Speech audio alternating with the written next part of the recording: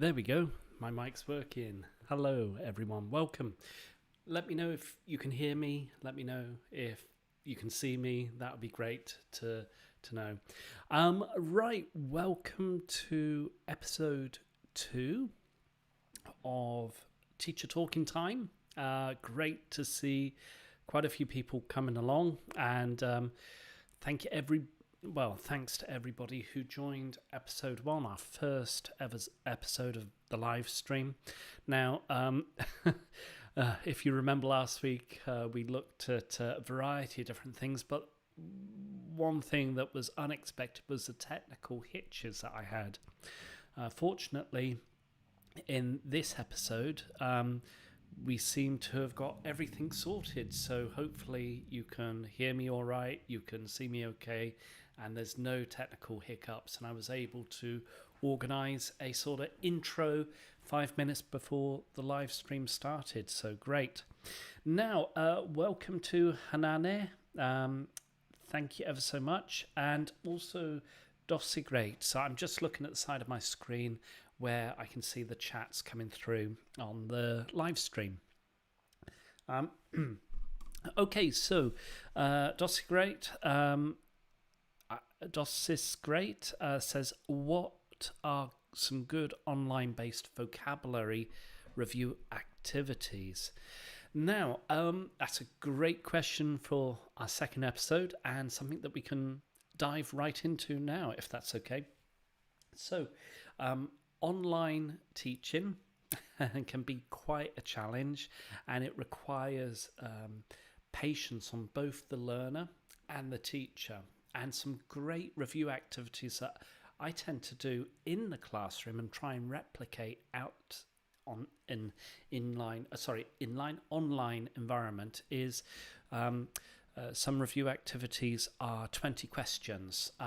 So one thing that I've done with my students is I send a personal message, a direct message to a student. Say you're using Zoom, for example, and you can send one student a direct message. And in that you could say, okay, I'm going to send our first nominated student a word that we've looked at in class, and we're going to be reviewing that word. And the student that I send that word to can only answer yes or no. So it's an online version of 20 questions. And all the other students can ask that particular student closed questions. So are you, do you, have you, will you, that sort of thing. And the students only have 20 questions to ask in total, that particular student, and they can guess the particular word. So that's a really interesting online activity for a group of students, which is great. But for individual students, that's going to be a bit difficult. So if you're teaching one-to-one, then a great review activity is to mix all the letters of a particular word up. So you mix it all up, a bit like Scrabble, and the student has to try and recreate the word using all the letters that they can. So, for example, say you have information as a keyword that you've taught that student. You put all the letters in random order and you ask the student to try and create that keyword that you've taught them. So that's a nice online review activity that you could do as well. Okay, and let's do a third vocabulary review activity. Hangman. One thing that I've done in an online environment is Hangman. So I tend to choose any particular vocabulary that I've taught in that lesson to either the individual student or the group of students. Then I try and get the students to tell me a letter, and just like traditional Hangman, they try and look at discovering what the word is based on individual letters that they give. And if they give a wrong letter, then after a certain time they lose out. And you can either do it individually, as I mentioned, or you could do it in two groups, so trying to get that competitive element And when it comes down to vocabulary, it's really important to try and make it as fun, engaging, and as competitive as possible, because the students will focus on the language and trying to beat the opponents and that sort of thing. And that really alleviates the stress and issues with regards to vocabulary teaching. So those are 3 key ideas that you could incorporate within an online environment if you so wish. Now, let's see, any other chats, any questions in the chat? Not yet. Okay, right. Now, one thing I wanted to do was I wanted to share a question that I've got here. And as you can see just below, we have a question here by Just in English. And so this person who came to view our first episode, so thank you ever so much for a great question. Just in English said, what's your long-term opinion on the ESL industry overseas? Does it have long-term potential? Or will the regulatory changes in China lead to salary reductions and teacher saturation? Are native English speakers still valued? Will technology ultimately render all language teachers irrelevant when we can have accurate synchronous voice recognition and translation? There's a lot of questions in this one, and so we're going to go through this bit by bit. So it's a really good question to ask. Thank you ever so much for Just in English for this. And let's have a look at it. So what's my long-term opinion on the ESL industry overseas? Right. Well, when it comes down to the overall ESL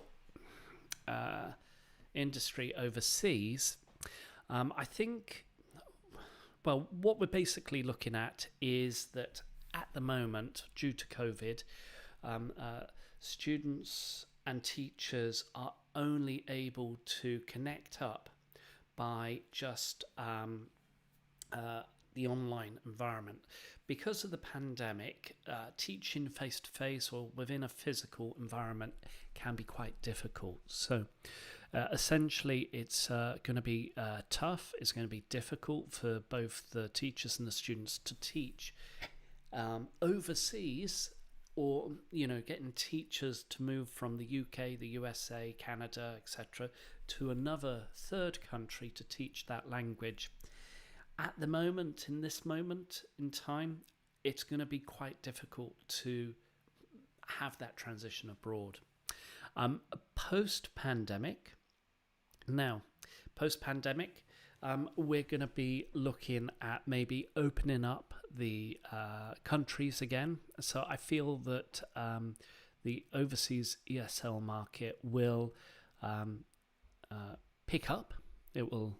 There will be an uptake of teachers or potential teachers moving abroad and teaching abroad. But we're not at that stage yet. I guess maybe in a year or two, that's when countries will start to open up again once COVID has kind of reduced its hold on the various industries and tourism and that sort of thing. But the online environment is not going to go away, and it's probably the best way for students and teachers to connect up and for students to learn the language. And they don't have to be physically in that classroom or in that country to learn that language anymore. With things as open as they are, and with the internet, you don't need to be across borders. You don't need to be in that particular country anymore. And I noticed in China that teachers were being, getting access into the classroom to teach English when they were in their home country, and they were being streamed live in a Chinese classroom. So the market as it is, it's going to improve and develop, and technology will always play a key role now in language teaching and language education. So that's where I see it. There'll always be an opportunity for teachers to move abroad and to get that cultural experience and face-to-face classes will always have some appeal over online classes, and that's my typical opinion. So that's that. Now, in terms of the second question, does it have long-term potential? And obviously, with the regulatory changes in China, will it lead to salary reductions? Now, in terms of long-term potential for teaching overseas, at the moment, like I mentioned, it's not going to be happening. It's people are going to be staying in their country. They're going to try and stay as healthy as possible, and schools will not be opening up abroad or at home. But where does that lead us? Essentially, in China, with all these regulatory changes that have happened over the coming months, overseas teachers are no longer required. There's a stipulation for Chinese education to follow prescribed curriculum. So opportunities in China will reduce. However, there may be other opportunities, maybe within the university education system or in other countries. So for those teachers that found themselves without a job in China overnight, then have a look elsewhere. You'll find other work and other opportunities available. And I've been looking at a variety of different work and opportunities. There are still jobs being advertised for opportunities abroad, and that's not going to go away. The next question is, are native speakers still valued? Okay, well, my thought on native speakers and the education of English, who holds, who is the authority on that language? Well, no one has any ownership on English, whether you're a native speaker or not. So when it comes down to native speakers being employed over non-native speakers, then that practice is not so great. I feel it can be, it stokes that fear and that prejudice against one person against the other, whereas no one really has ownership on a language. Everybody is a user of the language rather than the owner of a language. It's only a means to communicate.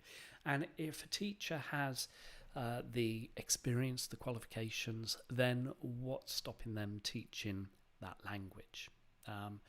As long as it has that, as long as they hold those qualifications, they have that experience, then they should have equal opportunities, whatever their background and whatever their first language. It doesn't matter as long as they're good teachers at the end of the day. And actually, I feel that non-native teachers can bring out quite a lot, and they can actually understand the difficulties that their students may be facing acquiring English.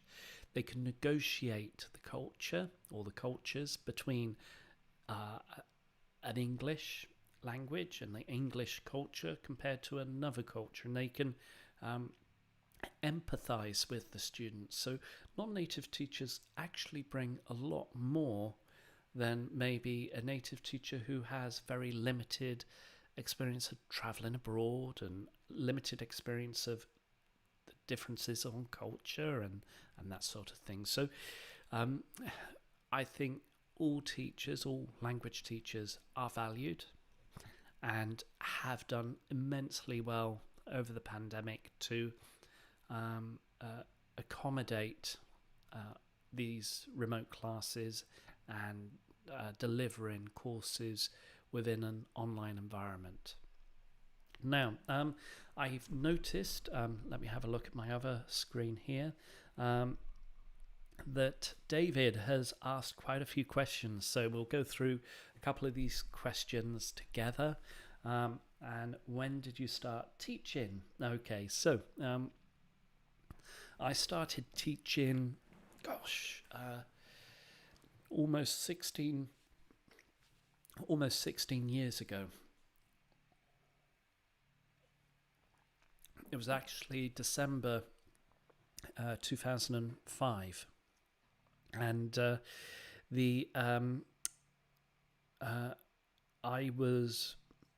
I just graduated from my university in July of that year. I was looking around for work and I couldn't find any employment.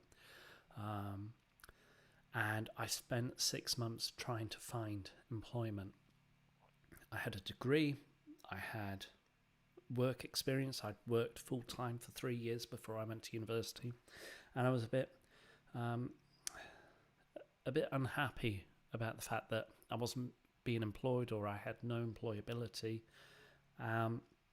So I decided to look elsewhere, and one country that kind of inspired me was South Korea, and I ended up going to South Korea. Found a job almost immediately. All they needed was a degree. Potential teacher just needed that degree qualification, and then you could find a job teaching English at a private language institute, like a cram school or something like that. So that's essentially where I was. And I started teaching small groups of kids for between 1 p.m. and 10 p.m. So it was like 9-hour day plus an hour break in the middle. It was intensive. I only had 10 days off during the year. So 5 days in the summer, 5 days off in the winter. Not a great deal, but I had that security. I had that job that I was, and a regular income. And it was the first time that I had a regular income in over 3 years. And that was how I got into teaching. And David asked another question. When did you start teaching online? Right. Teaching online. I started teaching online about 5 years ago, I think it was, 2015, possibly 6 years ago. And the first company that I started teaching online with was a Chinese company, funny enough, called Hujiang, Hujiang. So if I look for their website, so let me just share my screen. Okay, so Hujiang Teach Away. Let's have a look. And let's load this up. And here it is, Hujiang. So I started teaching with them 2015, 2016. And I was teaching adults and kids on this platform for about a year. Then I ended up getting a bit bored, as you can do within an online environment. So I ended up teaching for a different organization called Tutor ABC. So I ended up teaching for Tutor ABC, or iTutor, and I was teaching adults. That's all I wanted to do. I wanted to teach adults rather than just kids. And I was working with them for about 18 months. Just a great. My first job in Republic of Korea didn't fully pay me. Do you have any teaching horror stories? I'll get to that. So Tutor ABC, iTutor, I worked with them for about 2 years or so until things started collapsing with that organisation and all the regulatory changes that were occurring with that company. And then finally I moved on to teaching with Preply. And I've got a couple of things to share with you today in this live stream. So Preply, and I've been with them for about 4 months now. So that's how long I've been teaching David online. Best online whiteboards, again, wonderful question. So my favorite online whiteboards, I don't tend to use an online whiteboard if I'm honest. I get the students to access Google Documents. So, for example, let me just find a Google document. I tend to use a Google document to share speaking feedback, and let's have a look. So, for example, today I had a trial lesson with one student, and here we are. Let me just share my screen. There we go. So I tend to use this as a whiteboard itself, Google Drive, and the word processing, online word processing, and I share the access to the students. So, I tend to allow them to share this and access it, and either print it out or save it onto their computer. And this is basically what I work on when I'm giving feedback to students online. I don't tend to use an online whiteboard where you can draw and that sort of thing. However, I do know that there are some whiteboards. So let me just have a quick look for online whiteboards. Okay. All right, now I have found this one. This one was recommended to me, where you can create a new or join a class, and it's created by Kahoot. And if you don't know what Kahoot is, it's a tool to review vocabulary or to quiz things. So Just Great asked what are some good online-based vocabulary review activities, and one thing that I didn't mention was Kahoot. Kahoot is this one. It's a great source to access. You can log in and you can create your own tools to review vocabulary and that sort of thing. Brilliant, yeah. And you can create it, host it, and the students can play it. Okay, going back. So this whiteboard, I am aware that this one is quite useful. It can be a great tool for online teachers and students.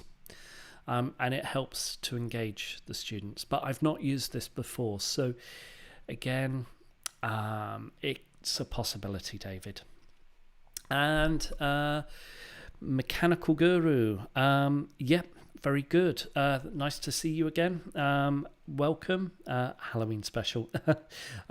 Hey, Mechanical Guru says hello, everyone. So welcome. Right, let's go back to our questions. So bear with me. Let's get the questions up. So what are some of the best YouTube videos for new tutors? Can you suggest any good online content to check out?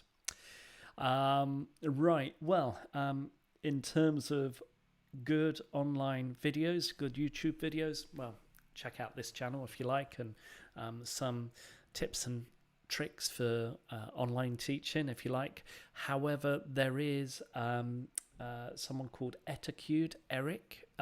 So if you don't know Eric, he does weekly live streams on Sunday, I believe, about the same time as me.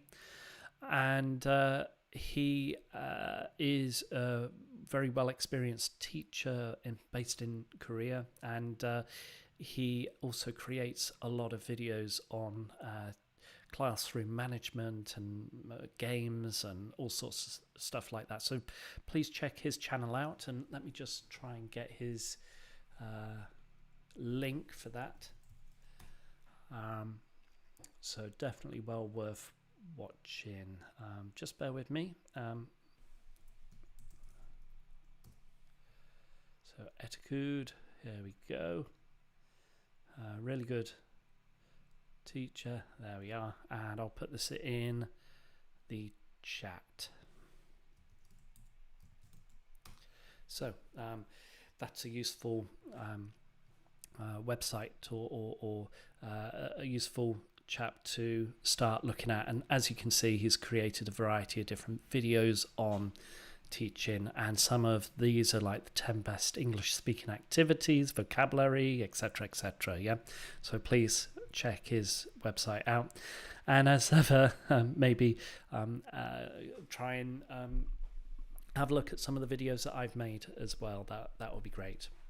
Okay, right. Let's see. Best moments, most enjoyable moments of teaching online.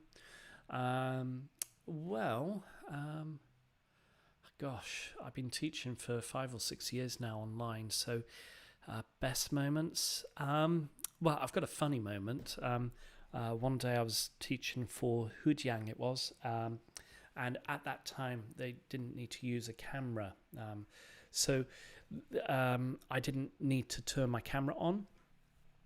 And basically I was, my wife had prepared a nice lunch or something to have whilst I was teaching. So I was very carefully having my soup, having something to eat, and then all of a sudden, clink, I dropped my spoon, and the student said, "Are you eating?" And I'm not one to lie, and I said, "Well, yeah, it's lunchtime here," and they laughed at me, carried on with the lesson, and then the organisation said, "Well, do you eat during the lesson?" And I said, "Sometimes." And they said, "Well, it's against the rules." And I was like, "Well, I'm only going to eat if I'm hungry." I can't stop it. Anyway, so that was one funny moment I had, or an embarrassing moment whilst I was teaching. Okay, right. Let's see. First job in Republic of Korea, Dosagreat said they didn't fully pay you. I've had some issues in the past when it comes down to Korea, and I should mention, if you do go to Korea to teach English, then there's certain things that you need to be aware of. You need to try and ensure that you have medical insurance, and it is the requirement of the employer to get your health insurance, medical insurance sorted. If they don't do it, then you're uninsured, and if there's any issues medically, then you could be liable for thousands and thousands of pounds to pay. And my first job, when I was working for that language school, they never paid for my medical insurance, and they also deducted a certain amount from my salary for my pension, which they never contributed towards. So those were some issues I had. So when it goes to Korea, try and get everything sorted out and try and be as firm and direct as possible. And I think it's much better now than it used to be, where things were much like the Wild West and you had to try and survive. But employers are now have a lot more responsibilities and are more liable if they don't do things correctly. Anyway, do you have any teaching horror stories?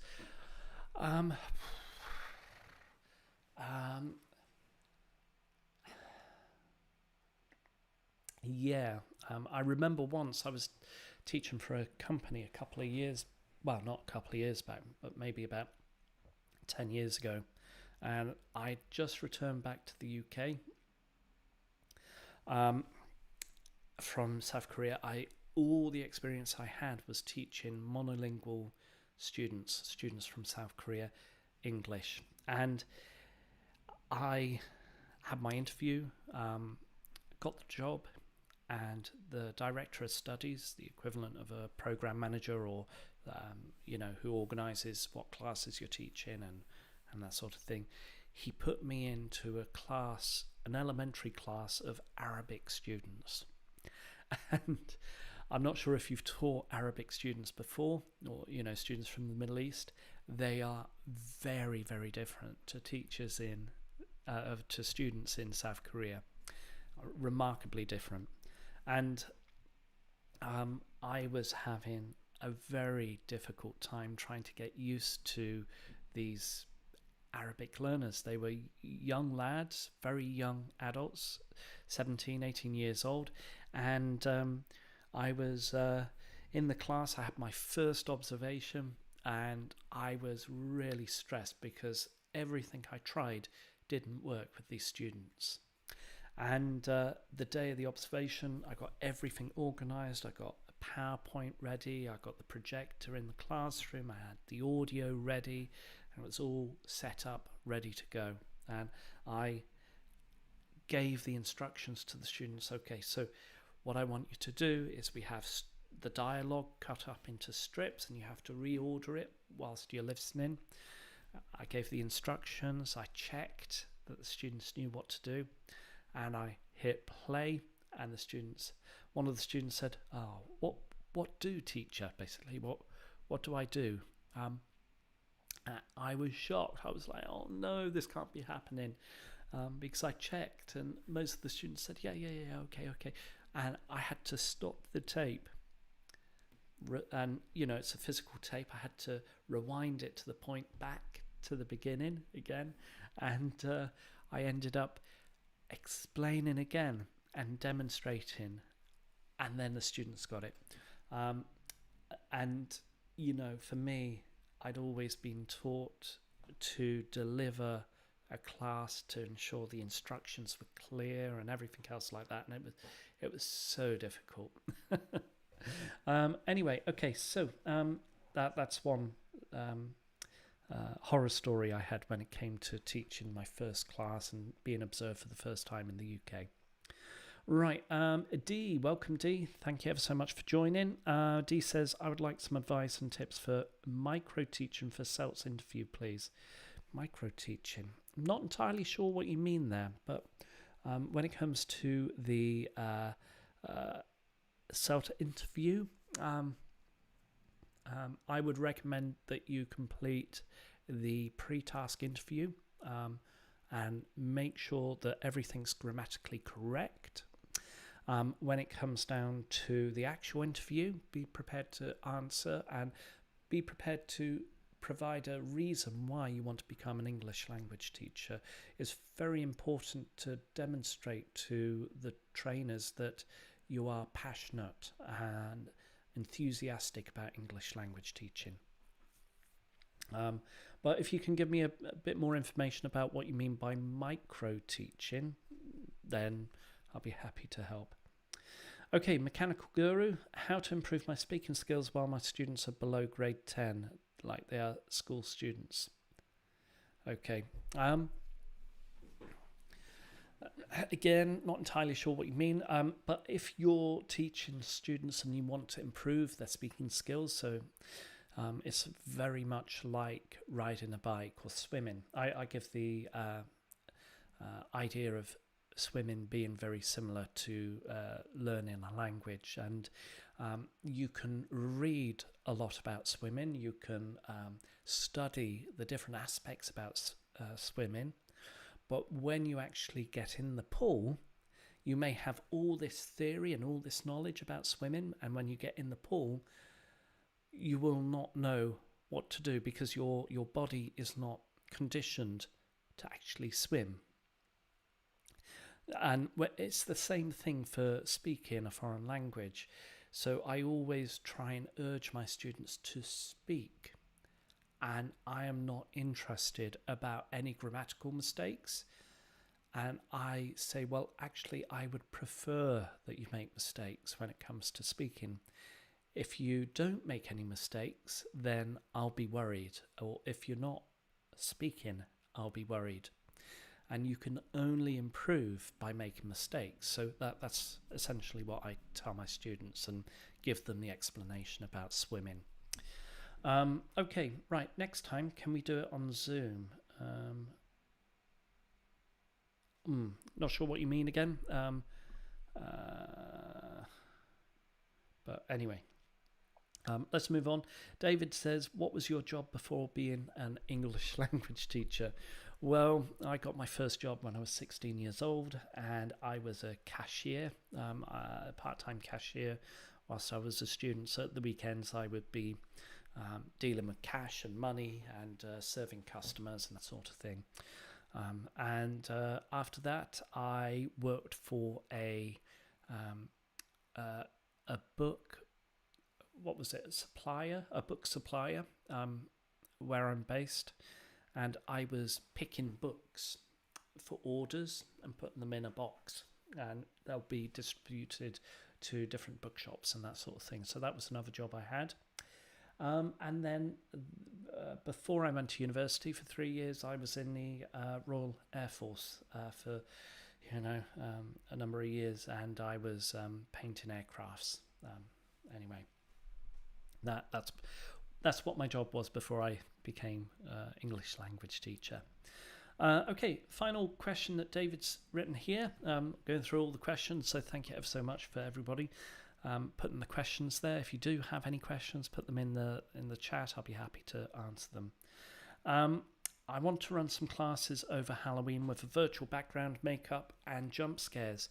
What do you think? I think that's a marvellous idea, particularly for students, or for students who you want to introduce the theme of Halloween to. It's a very cultural event for those in the UK, America, Canada, etc.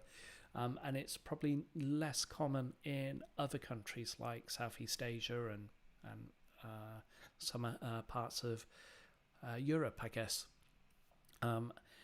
In terms of in terms of creating a background, you could either have a green screen, or you could create a background and put it into Zoom, because Zoom now has the ability to transpose the background behind you, has some sort of AI software or whatever it is, and that could be useful. That would be great.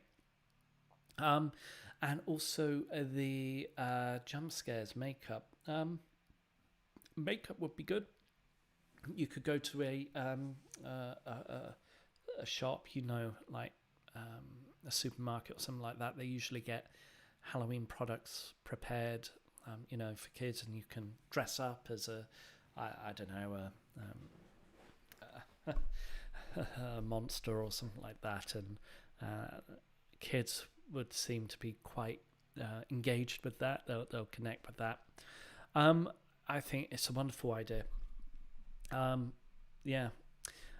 David says, do you have your own website with landing page, contact details, etc.? I do, actually. I'm going to look at I'll bring it up and I'll share my screen in a moment, so bear with me. So here we are. Come on. There we go. So my website here is ELT Experiences. Definitely recommend you having a look at this. I started this website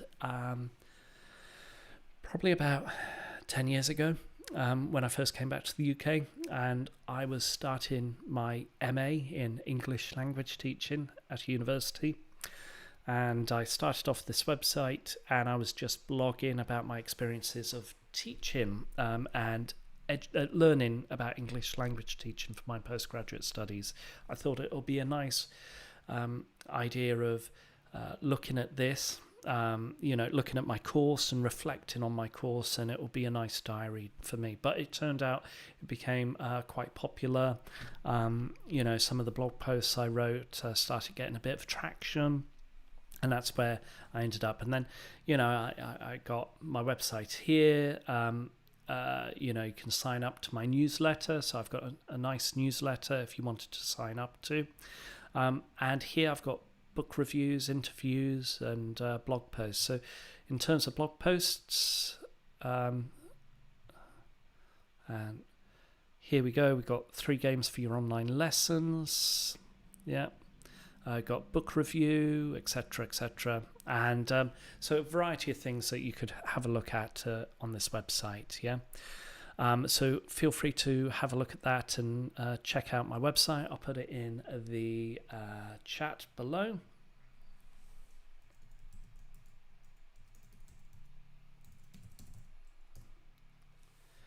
Yeah, so eltexperiences.com. Hasn't really created the link that I wanted it to, but there we go. That's better. Okay, so that's my website. So that's that. So I hope that helps. Okay, yes, David, I did make my website. It's a WordPress website. You can make your own. I think it's always useful for online English teachers, freelance teachers, to create a presence online, whether it's via Instagram or YouTube, like this video, or other aspects. And having your own blog or website is definitely one step where you can start to develop a presence. So always have a think about that. And I remember recommending one of my colleagues, ex-colleagues, many years ago.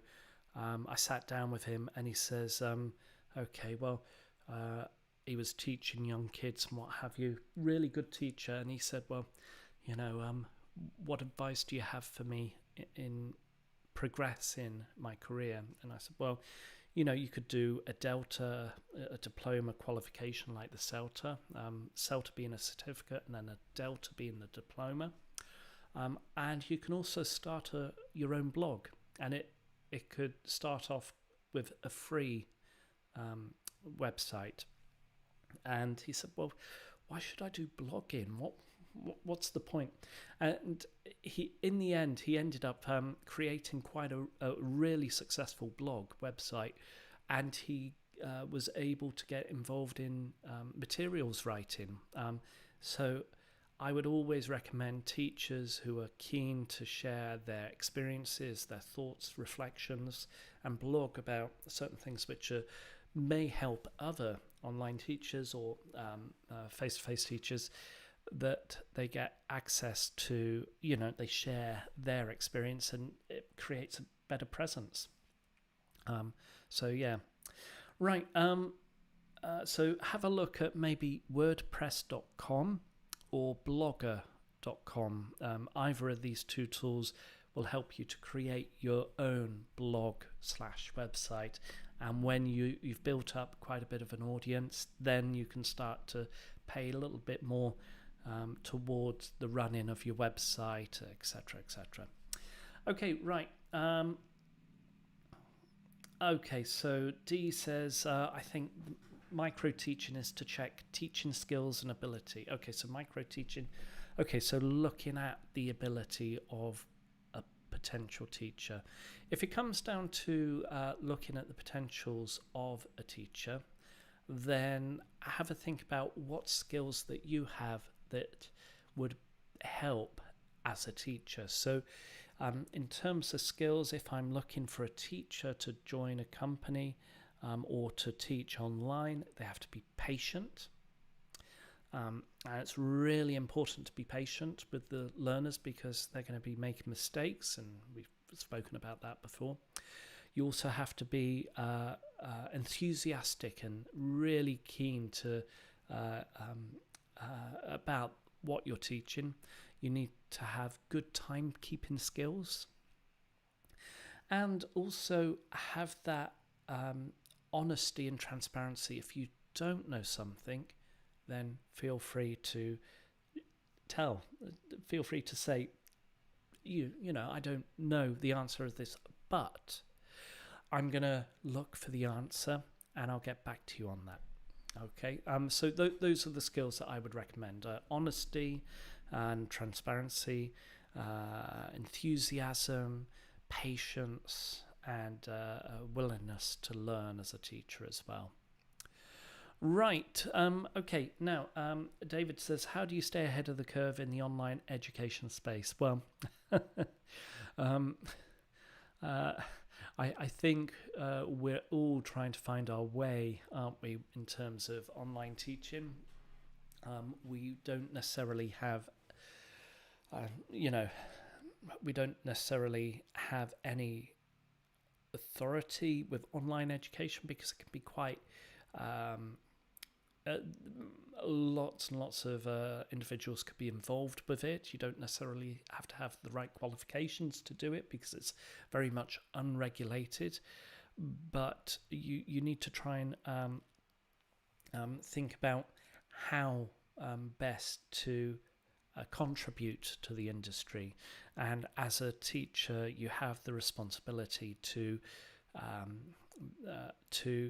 maintain that professionalism and to maintain that integrity. Because if you're going to be teaching and you don't do something well, then it will reflect badly on all of us. And, as long as we're willing and keen to share what we think, then that's the main thing. What do you think about Kate Anders? I don't know who Kate Anders is. I am going to be searching for Kate Anders now.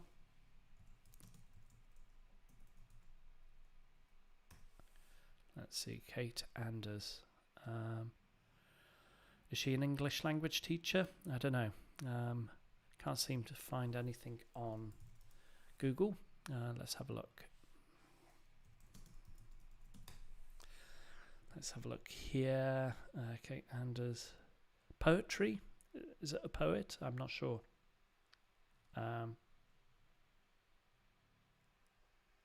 Kale Anders, is it? Oh, sorry, I misread it, David. Kale Anders. My apologies.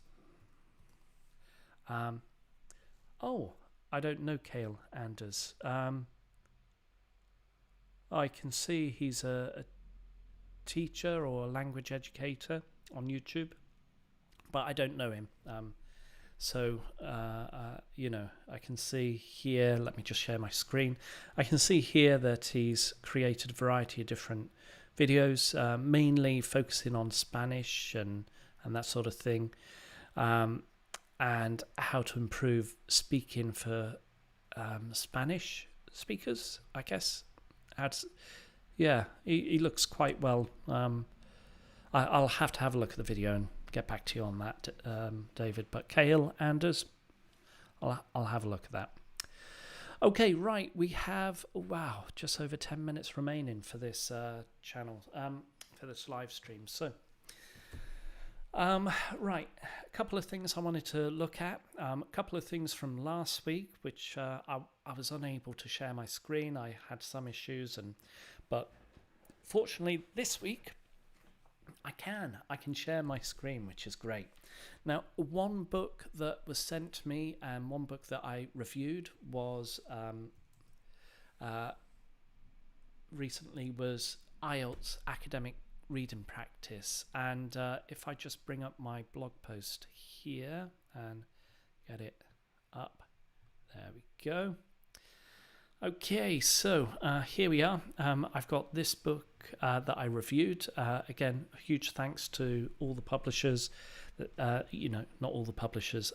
Thank you to the publisher who sent me this. If you are involved with IELTS preparation courses, then I would recommend the book. They've sent me the physical book, as you can see. It's written by a fellow colleague of mine, an old colleague, Peter Clements, and a chap called Paul Murphy. And within this, there are a variety of different activities that help students prepare for their IELTS reading, academic reading, in preparation for attending a undergraduate or postgraduate course, or it's like entry or access into a university. So most students have had to have completed maybe a 6.5, 7 of an IELTS score. Okay. So whoops, a daisy. There we go. David says, do you teach kids? And if you do, what material do you use for them? Okay. When it comes down to teaching kids, I prefer to teach kids in a physical environment, face-to-face. I don't necessarily enjoy teaching kids within an online environment. The youngest that I tend to teach are 16, 17-year-olds. That's the youngest that I teach. And for them, they're normally preparing for a Cambridge exam, such as the PET, CET or FIRST. So I tend to do a lot of exam preparation courses for young adults, I would call them, and to get them to achieve the best qualification as possible. So that's where I am.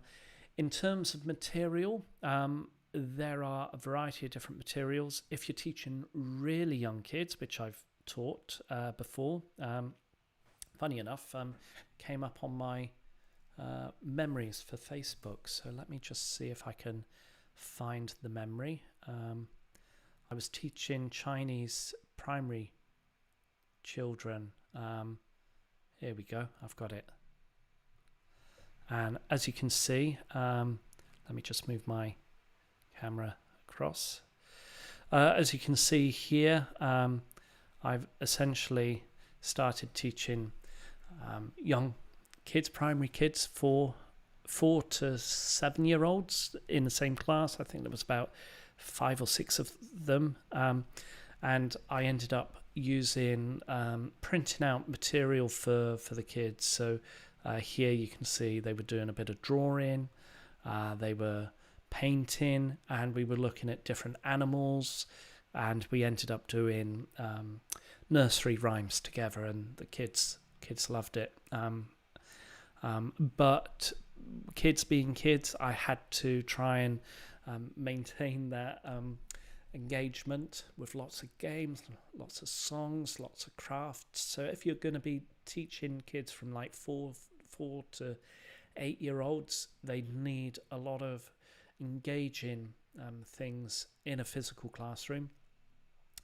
Then from 8 to 12 year olds, they can start to develop their reading and writing skills and focus a little bit more on vocabulary. And then from 12 to 16, teenagers, you can start to focus a bit more heavily on the grammar and the vocabulary.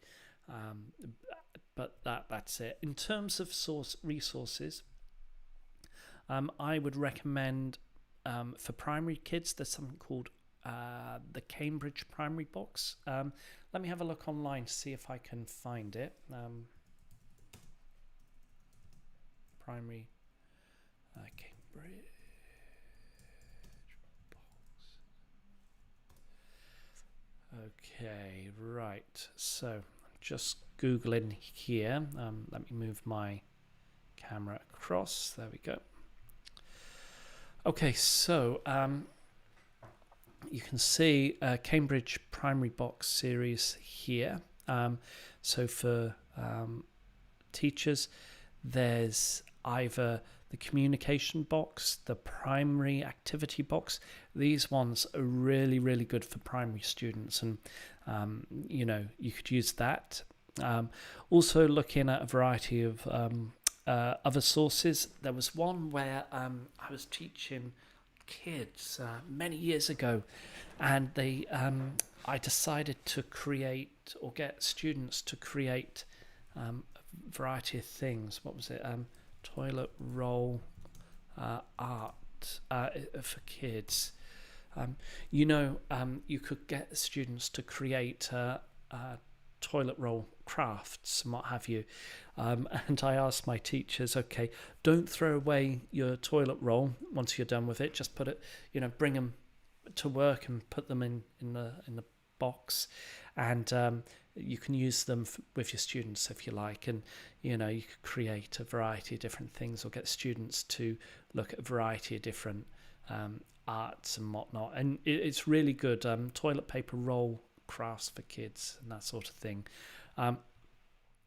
Now, in terms of older students, then you could have a look at the other course books geared for them. But I've not taught kids for must be about 3 or 4 years now, so I can't remember exactly the sort of materials that you could use for kids, the course books and that sort of thing.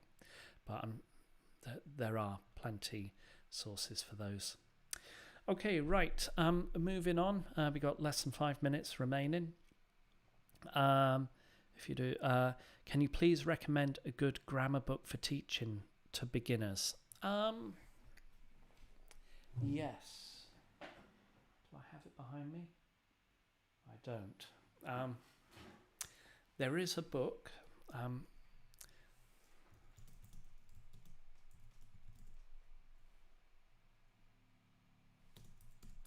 And I will have a look for it. Okay, so this book here, let me just share my screen. So here you can see Teaching English Grammar.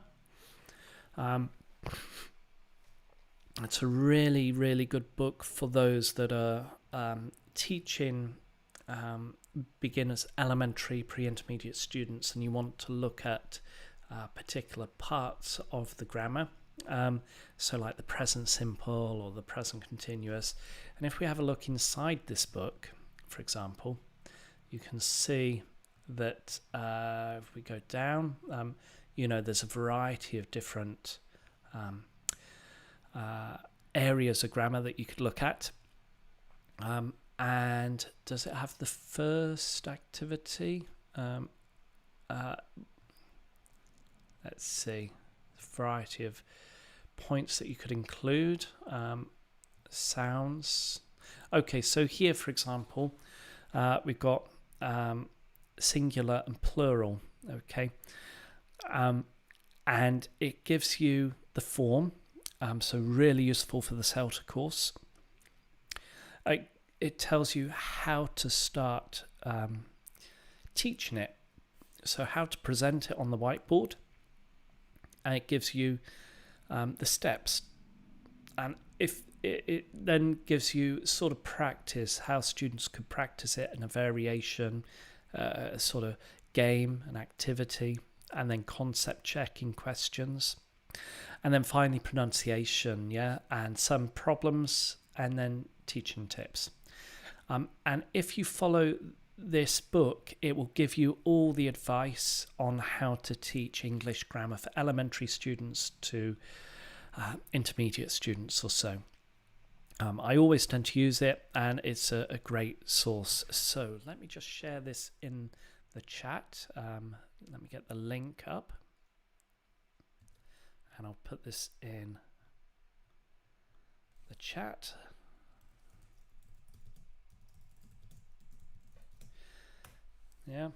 So have a look at that, and definitely order it, because it's one of the best books that I've come across on how to teach English grammar.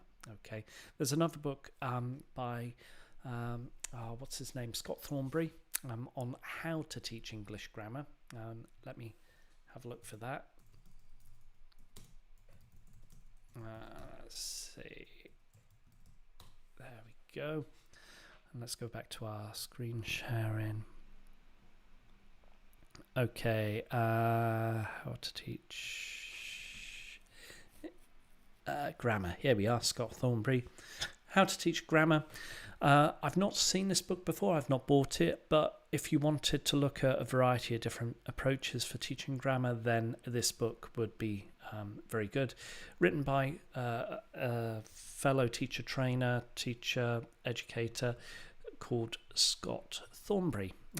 Very, very useful, and again, I'll put this in the chat.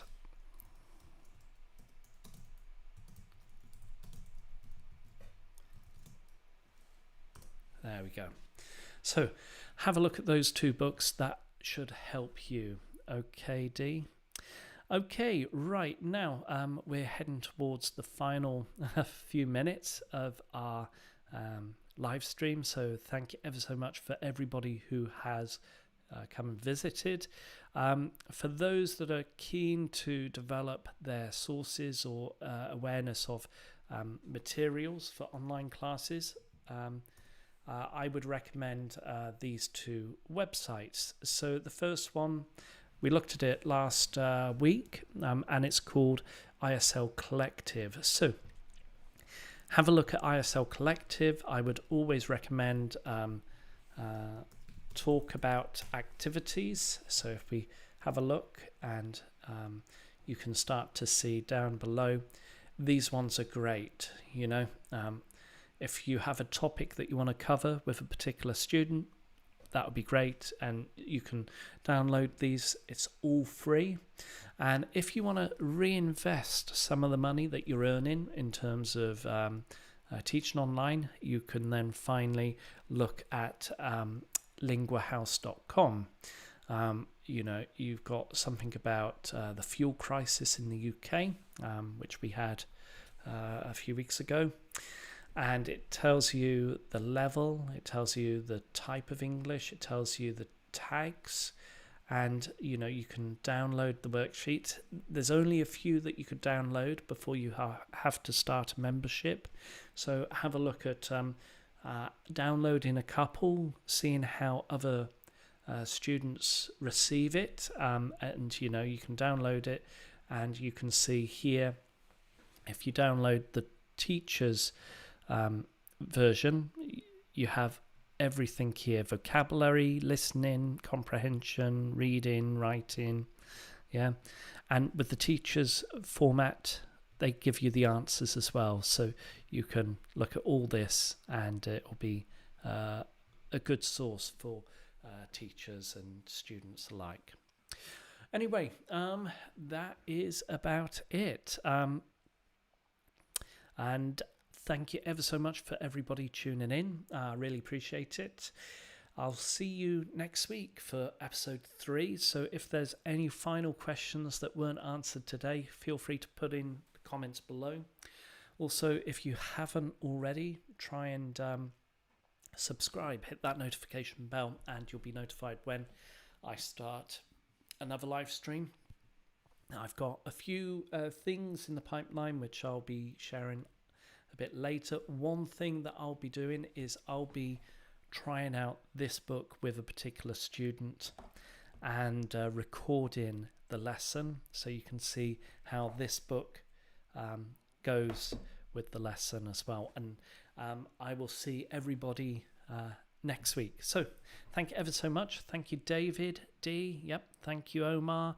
Thank you, everybody. Have a lovely week teaching. I'll see everybody next week, same time, same place. Take it easy and happy teaching. Bye bye.